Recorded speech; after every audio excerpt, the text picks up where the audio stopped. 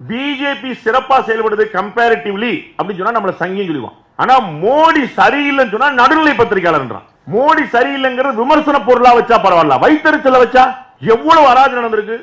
ஆனா just imagine என்ன பண்ணிருக்கிறாரு இந்த 11 வருஷத்துல இந்தியாவை எங்க நாத்திட்டு வந்திருக்காரு பாருங்க. வெளிநாடுகள் வாழக்கூடிய இந்தியர்கள் பெருமையோடு பேசுகிறார்கள் நாங்கள் இந்தியர்கள் என்று. திரு அண்ணாமலை அவர்கள் பல வெளிநாடு டிராவல் பண்ணிருக்கிறார். எவ்வளவு பிரைடா அவங்க ரிசீவ் பண்றாங்க பார்க்கணும். இந்தியர்கள் என்றால் பெருமிதத்தோடு பாட்டு அந்த அந்த விசாக்கு அந்த பாஸ்போர்ட்டுக்கு இருக்கக்கூடிய மரியாதை இந்தியாவில வந்து சொல்லி எவ்வளவு ஒன்னு ரெண்டா இஸ்லாமியர்களுக்கு எதிராக செயல்படுறாங்க சொல்றாங்க. 2014க்கு முன்னாடி வரைக்கும் ஹஜ் யாத்திரை 1.25 லட்சம் பேர் தான் போயிட்டு இருந்தாங்க. 1.25 லட்சம் பேர் ஆண்டுக்கு.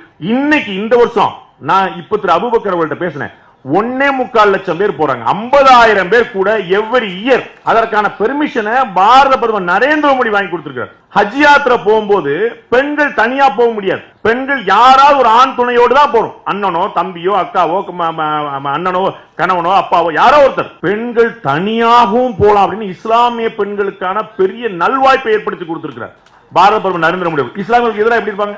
ஒரு கலவரம் இல்ல. ஹஜ் யாத்திரை எண்ணிக்கை கூடிக்கிட்டே போகுது. பெண்கள் தனியாக ஹஜ் யாத்திரை போலாம்.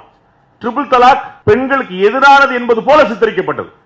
என்ன ஆச்சரியம், அந்த பெண்ணுடைய குடும்பத்தை தவிர வேற யாரும் வழக்கு போட முடியாது. இது யாராவது சொல்றாங்களா வெளியே? அந்த பெண்ணுடைய பிரைவேட் குடும்பம், அண்ணன் தம்பி அக்கா தங்கச்சி அப்பா அம்மா இவங்களை தவிர வேற யாரும் கேஸ் போட முடியாது.